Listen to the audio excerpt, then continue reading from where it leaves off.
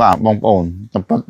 កលៈទេសៈនេះគឺពិតជាលំបាកក្នុងការប្រឡូកលើវិស័យកសិកម្មដោយសារតែប្រេងវាឡើងថ្លៃអញ្ចឹងអ្វីដែលខ្ញុំចង់ចែករំលែកសម្រាប់ថ្ងៃនេះគឺខ្ញុំចង់ឲ្យពុកម៉ែបងប្អូនគិតគូរធ្វើឲ្យត្រូវធ្វើឲ្យចំពាក់ព័ន្ធជាមួយនឹងទីផ្សារបាទអញ្ចឹងសូមឲ្យបងប្អូនអ្នកដែលកំពុងតែធ្វើវិស័យកសិកម្មសូមមើលរៀបចំខ្លួនយ៉ាងម៉េចដើម្បីឲ្យធ្វើតម្រូវផលិតផលរបស់យើងតម្រូវនឹងទីផ្សារប្រសើរជាងយើងធ្វើហើយទីផ្សារមកប្រាប់យើងថាខុសចេះខុសចុះអានេះគឺជាគំនិតមួយដែលខ្ញុំចង់ឲ្យពុកម៉ែបងប្អូនទាំងអស់គ្នាមើលឲ្យចំមែនទែនហើយចំណុចទី2ដែលចង់ចែករំលែកថ្ងៃនេះគឺពាក់ព័ន្ធជាមួយនឹងការអន្សំចៃអ្វីដែលយើងអាចអន្សំបានដើម្បីឲ្យយើង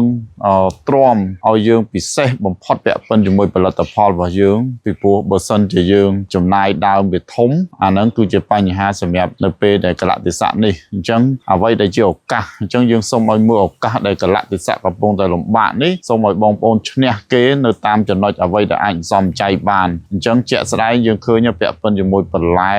បច្ចុប្បន្ននេះបើសិនជាការដឹកជញ្ជូននៃការនាំចូលខ្ញុំជឿថាលំបាកមែនទែនអញ្ចឹងទោះបីជាយ៉ាងម៉េចក៏ដោយប៉ុន្តែសូមឲ្យខាងយើងធ្វើតម្រូវនឹងទីផ្សារពាក់ព័ន្ធជាមួយនឹងបន្លែទាំងអស់ហ្នឹងពីព្រោះនៅពេលដែលយើងដាំនៅក្នុងស្រុកការដឹកជញ្ជូនយើងនៅក្នុងស្រុកអញ្ចឹងតម្លៃរបស់យើងយ៉ាងម៉េចក៏នៅតែល្អជាងគេដែរយើងគិតបែបវិជ្ជមានបាទសូមកុំគិតអវិជ្ជមានអញ្ចឹងវិជ្ជមានមានន័យថាយើងធ្វើនៅអ្វីដែលទីផ្សារកំពុងតម្រូវការហើយបើសិនជាអត់មានពេលវេលាសម្រាប់ក្នុងការ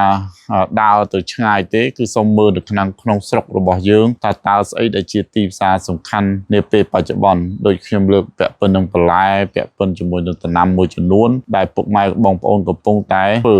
បាទជាពិសេសដូចដំណាំដូងអ្វីដែលបងប្អូនអាចកែច្នៃនៅកាកសំណល់ដែលអាចផលិតដើម្បីត្រឡប់ទៅវិញទៅធ្វើជាជី